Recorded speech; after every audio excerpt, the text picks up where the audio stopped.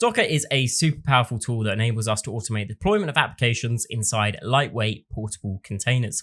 These containers package together all the dependencies and libraries your application needs to run, ensuring consistent performance across different environments from your local development machine all the way to your production servers. Everything should run as expected. But to do all of this, we need to make an image from our Node application.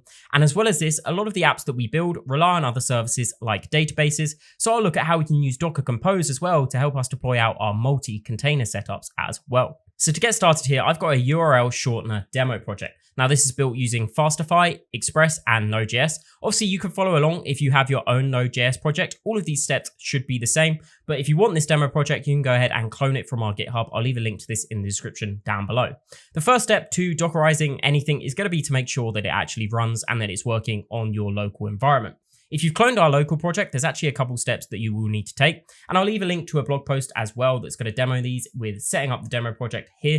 So you can follow along all of these steps as well, because I'm going to quickly run over these. As I said, if you're following along with your own Node project, you won't need to do these. Just need to make sure that your Node project is running locally for you. So the first step we need to do is actually launch our Postgres database. And for us, we're actually going to be doing this using Docker as well. So I've set up the Postgres database there. Once you've done that, you could do npm run migrate and then up like so. And then once we've done that, we're ready to start our application by doing npm run start. So there we go. Our application should now be running on localhost 5000. So if I go to the web browser and I open up localhost 5000, here we see that we've got that URL shortener application and it's running. As I said, if you're following along with your own project, you should know the way to get that running. But if we click shorten here, we see that we've got a link, and if we visit that, it goes to betterstack.com as it should with this URL shortener app. So there we go. We verified our application is working locally. So we're ready to turn it all into a Docker image and deploy using Docker. Now back in the code here, I've gone ahead and I've shut down that development server as well as that Docker container, because to get started, we need to turn our Node application into an image now. Now to start all of this, what we're going to need is something called a Dockerfile. A Dockerfile contains all of the instructions for Docker on how to build our Node application. So to get started with this, you want to come to the root level of your project and you want to create a new file. This new file is going to be called Dockerfile, like so. And you don't need an extension or anything like that. Just make sure you've got that capital D there and called it Dockerfile like this. Now inside this Dockerfile, the first line we're going to write is it's going to be from Node, and then we're going to do semicolon here, and we're going to do 20.16-alpine3.19 like this. Now what we're saying here is this is a base image, and for our base image, we're using Node 20.16, which is the current LTS supported Node version, and we're also using the Alpine build. So in Docker, it's really common practice to build on top of other images like this, as they provide you all the functionality that you need without you having to install it yourself every time. So for our example here with this Node 20 Alpine image, what we're doing is we're pulling from Docker Hub the official Node.js images, which just have Node installed in them. So we don't have to install Node ourselves. We can just use all of the commands in our container now. And the Alpine image here is particularly useful because it's very lightweight. It contains only the minimal dependencies that Node.js needs. What this does is it helps ensure that our image remains as small and as efficient as possible, because you have to remember a Docker image is going to include everything required to run our application, like Node and various other things. So keeping it lean like this helps improve the performance and just reduce the overall image size. The next line we're going to do in here is just going to be called workdir like so, and we're just going to set this to something like /build. All this is going to do, as it says here, is it just sets the working directory, and that's going to be for anything that we do later on. It's all going to be done within this directory here. Our next step is going to be to type copy. And then in here, we're going to do package, and then we're going to do *.json. And then we're going to put a dot after that. So we're copying any of the package.json from our build context. And in our case, our build context is essentially just going to be our whole project here. So all of these files here. So we're going to copy anything with package, and then the asterisk is going to pattern match anything after this package here. So that means in our case, it's going to copy over the package.json and the package.json here into our project. The next step that we need to do is we need to do run, and then we're going to do npm ci-emit equals dev. And then after this, we're going to do and npm cache clean and then -- force like so. So what we've done here is we've copied in our package lock and our package.json, and then we're installing the dependencies. This emit dev bit here, that just makes sure you're not installing your developer dependencies, as you're not going to need them as this is a production build. So it's not going to install these ones here. And that's just going to help keep down the image size for you. If you are building a development Docker image, you may want to get rid of this bit. And the npm cache clean force here bit, again, that just makes sure that we're reducing our image size a bit more, as we don't need to take advantage of the npm cache in this instance, as your npm is going to run within the image, and we're only ever going to be running this once, so we can clean that cache there. Now, you may be wondering why we copied in the package.json and installed the dependencies first like this. Well, the reason for that is so we can take advantage of Docker build caching. If we copied over our whole project and then we made a code change to just any file within our project, Docker build would actually see this layer as having changed, and it would have to rerun that step. So that means we'd be installing our dependencies every time we go ahead and we build our image. However, we copy them out in separate files like this.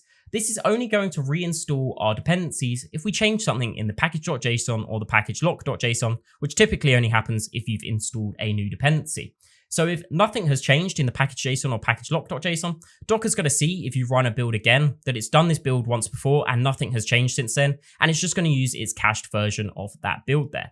So this is a really good optimization you want to make use of, as sometimes Docker builds can take quite a while. Now, after we've done this, we're going to copy in the rest of the project now, as we're now ready to run our application.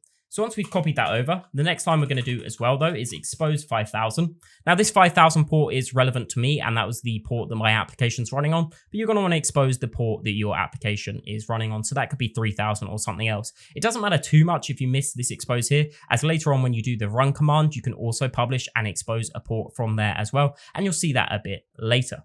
And now finally, the last line we need to do is just define what's going to happen when we run this image. So for us, that's going to be command. And in here, it's going to be an array, and we're going to use node. And then after this, we're going to run source/server.js. So we're telling the image that once everything is installed correctly, for the container to work, what we want it to do is we want it to run node and then source server/js. Now, what this command actually is you may notice it's the same as just doing npm run start. But there's a reason we don't use npm run start here. And the reason for that is it just reduces the number of processes running inside of your container, as we don't need to go through npm here. And secondly, it means that things like exit signals such as sigterm and sigint actually get received by node here instead of npm swallowing them. So that's really useful for some error cases. So I recommend doing it this way. But now we've actually set up our Dockerfile, so we can go ahead and save that. The next thing we need is a dockerignore. So what we're going to do is we're going to do new file here, and then we'll do dockerignore like so. And then in here, we're going to put a couple of things. So the dockerignore here, the purpose of that is to exclude files or directories from the build context. So as I said earlier, when we were doing copy dot and then dot, this is going to copy in all of the files into our image from wherever we've run this command. So in our case, that will be the root level here. So we need to add a couple of things that we don't want to actually appear in our image. The first good one to add is going to be ***/ and then ***env like so. Now, the reason for this is it just makes sure you're not copying over your .env file into the Docker image, as if you then publish this Docker image later, that .env file would actually be in there, and you could be leaking some secrets. You're going to want to make sure that you're not publishing your .env file.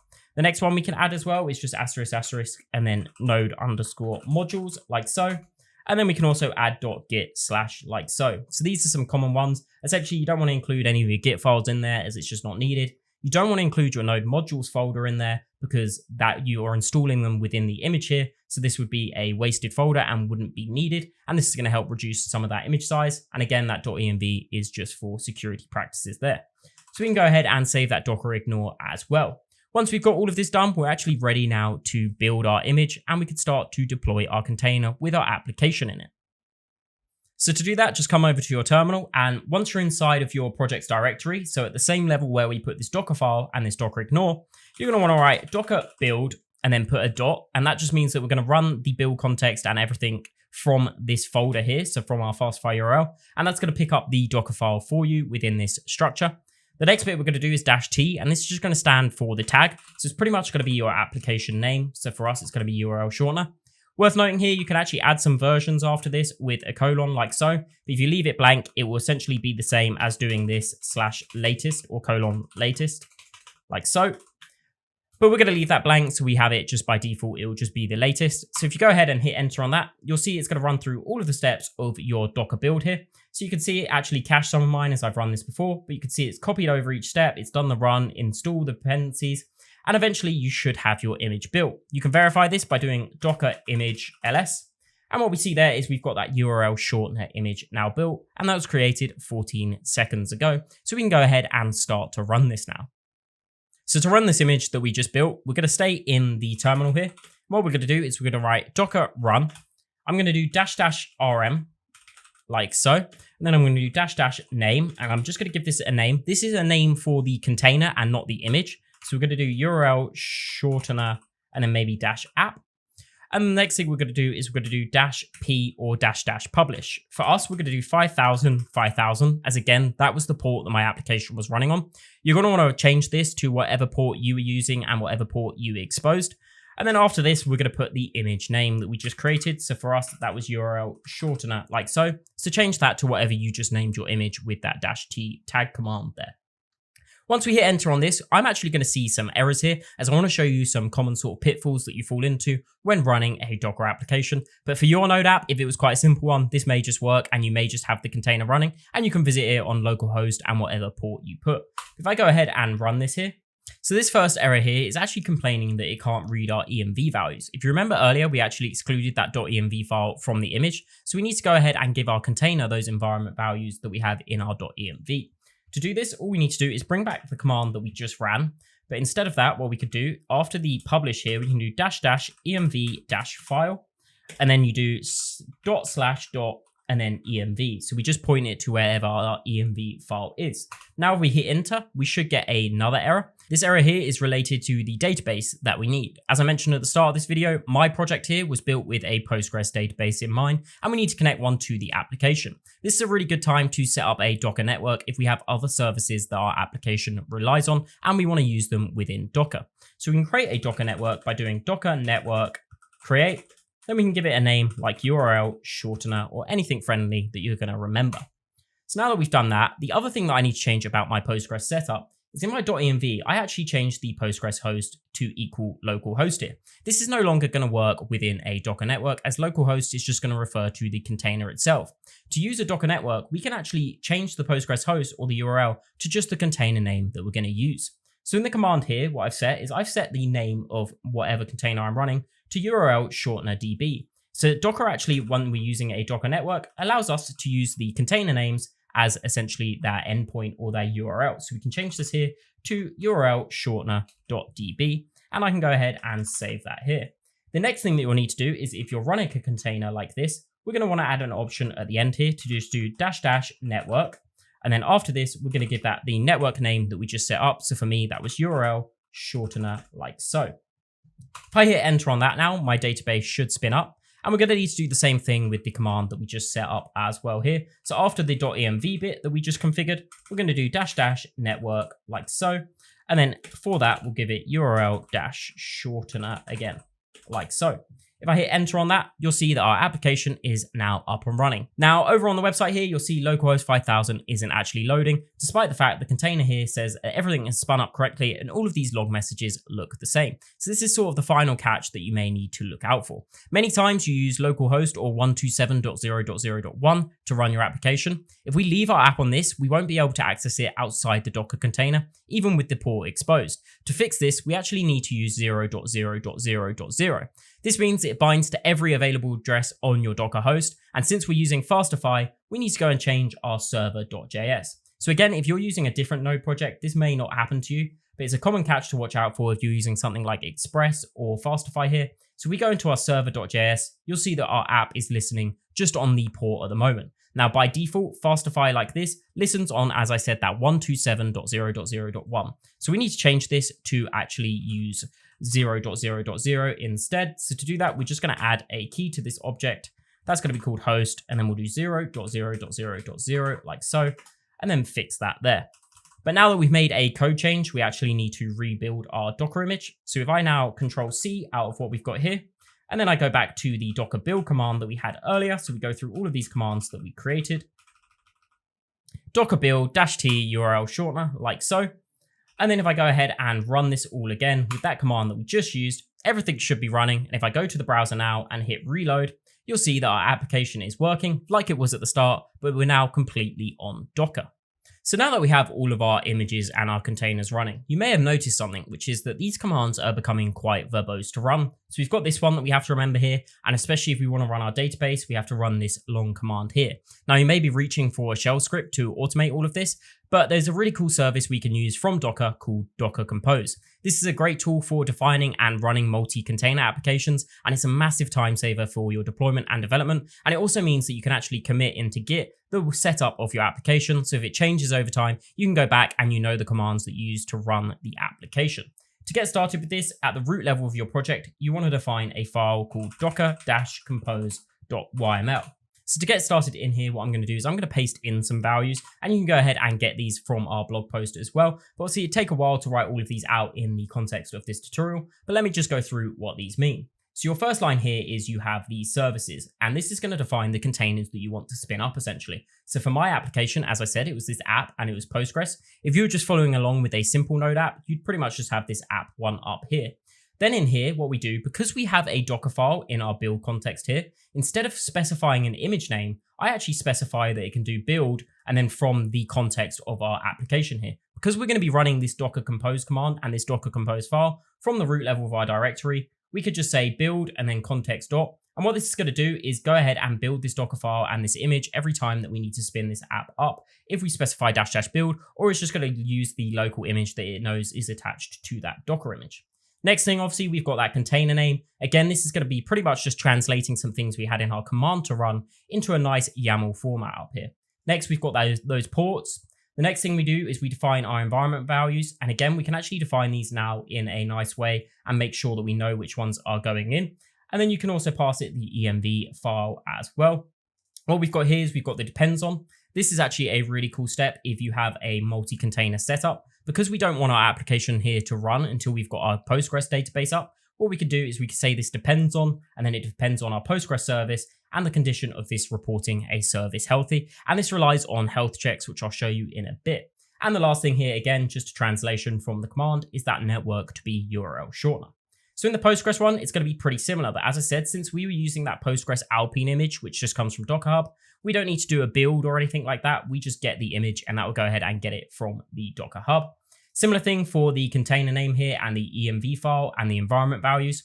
And the last one is this health check that I just mentioned to you earlier. So with this health check, what it does is essentially says, run this test every 10 seconds for us for this interval. And if it doesn't, if it times out within 5 seconds and it retries it 5 times, report the service as unhealthy. But if this test passes, it will report the service as healthy, which means that I'm ready to now start up other applications that rely on this service. So you could look into for various different services. If you have another type of database, you could look into how to successfully set up the health check for that.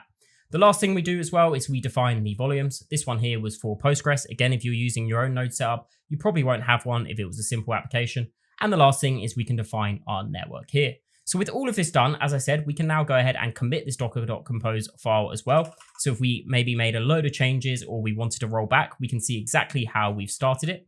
What you could do is firstly, make sure you've shut down all of your Docker containers if you're going to run this again. So what I'm going to do is Docker stop here, and that's going to shut down any containers that I had running. And the next thing we can do now is we can do Docker compose, and then we can do up. Now, after this, you could do -- build. What this is going to do is just make sure that it rebuilds the image every time from our Docker file here. If you leave that off, it will just use the latest built image that you last did. So we could go ahead and do that now. And what you'll see is our database has spun up now, and it's going to wait for a bit of time to report that health check that we defined up here. But once that health check is defined, our localhost 5000 node application should start to run. And there you go, you see that run there. So now if I open up the browser, we should see that the application is now running on our localhost 5000 here. And if I go ahead and make sure it works, so I shorten a link and I visit it, we can see that that is all nice and working. And as I said, this is just a really nice way to set up your application to work with Docker Compose here, so you don't have to run those verbose scripts. Another thing to note though, if I Control-C out of this, you'll see it's going to stop my containers there. If you want to change that behavior, you just do that -D like we did on the commands to run in detached mode. So there we go. We should see once this happens is we are waiting for our URL shortener database to spin up, and then our URL shortener app is going to be created as well. And once all of that has spun up and run, you'll see that we get out of that terminal. If we do docker ps now, you'll see that we have those containers running and our application is running as well. So you can go ahead now and send this Docker Compose, the Dockerfile and everything to whichever build pipeline you want. And this should run your application really nicely. And as I said, in a nice and defined way with simple commands. Now, the last thing I want to show you really quickly is just how we can view the logs of our containers as well as the stats. So if you come to your terminal, you can simply write docker logs and then whatever the container name is. So for our case, that was URL shortener-app like so. And what you'll see there is we get the logs that are inside of that container. We could also do --follow like so to tell on those logs as well. Other really useful command that we have is docker stats like so. And what that's going to do is show you the live memory usage, CPU, and everything about the current containers that you have up and running in your Docker instance. Now, alongside this, there's actually a really cool way to centralize all of these logs and view them anywhere in the world using BetterStack, and we can set that up in around 2 minutes. So once you're signed up at betterstack.com, you can go in here to sources and you can click connect source. We're going to give this a name. I'm going to call this Docker tutorial here. And then for platform, you want to select vector. Hit create source. And once you've done that, you should see a source token down here, which you can copy and save for later as we're going to need it. Once you've done that, you're going to want to go to this web page here, and I'll leave a link to this down in the description down below, and select the platform you're going to be using. Obviously, if you're doing this in production, you're probably going to be on Ubuntu, but we're going to select Mac OS. Now, this is the platform that the actual Docker instance is running on. So wherever you've installed Docker, and then all of your containers are running. So once we've done that, we're going to select our source token as well, or you can copy this command and just replace this bit here with the source token you want. But we can actually click here and we can type in Docker tutorial and it should come up and then it will fill that command in for us. We can go ahead and click this copy here. And then once we're back in a terminal, we can go ahead and paste this in. Now it's going to tell you everything it's going to do before you actually install this, or press enter. And then you can press enter here to continue. So this is going to install Vector, which is a tool for log shipping. And then it's going to back up all of your existing settings, as well as download BetterStack Vector config. And it's going to enable and restart the Vector service. So we go ahead and press enter here, and this is going to run through all of that script for us. Now you can actually visit the URL as well in this curl if you want to see that everything that script is doing. But once it's done all of this, as I said here, it's going to restart that vector service and everything's going to say it's successfully done there. Now what I'm going to do is I'm actually going to quickly stop my containers using docker stop, and then I'm going to do $docker ps-a-q. This just stops all of your Docker containers, and I'm going to do docker compose up like so, just to run my containers again. And this way, all of my logs should now be getting sent to BetterStack. You didn't have to do that step. I'm just doing that there because I didn't have any Docker logs coming in since the applications were sort of running already. But once you've done that, if we now go back to BetterStack, if you click live tail and then Docker tutorial, or whatever you just called that source, after a while, your logs should start to populate in here and it should be pretty near real time. So there we go, my logs have started to show up here, as you can see under the Docker tutorial source that we set up earlier. And if we click into any of these logs, we get all of the information like the container name being URL shortener DB and various other things as well. And these should start coming in as Docker logs information out, and you should be able to see them here, as I said, anywhere in the world. Just log into betterstack.com. The other cool thing as well is we have dashboards. If you go to Vector here, you're going to get all of the information about the Vector installation that we just had. So if I click on Vector, you'll see that we get the CPU usage, the RAM, various other things about the system where we installed Vector. You could also go back to dashboard, click create dashboard, and then use this Docker template that we have here. If you click add dashboard, you'll start to get this populated with information about our Docker. Here it's just showing the host, but eventually the information about the CPU and the memory usage by container and various other things will come in as well. And as I said, you can go back to this live tail here and just see the live logs coming in, and you can sort and filter these by loads of various different things using our platform. The other really cool thing that you may want to do is set up some uptime incident management status pages. So say you're actually running a website with this, you could set up an uptime report and a status page for that website URL. So there we go. Hopefully now your Node application has been Dockerized and you're running it in a Docker container. And if you have other services like I did with the database, you should be set up on how to run them all nice and easily with Docker Compose, using the same setup every time with that Docker Compose, as well as being able to put that into Git. So you have some version control as you make changes as time goes on. If you want some more instructions on Docker logs, go ahead and watch this video here, or watch this video here that YouTube recommends. As always, please subscribe for more, and thank you very much for watching.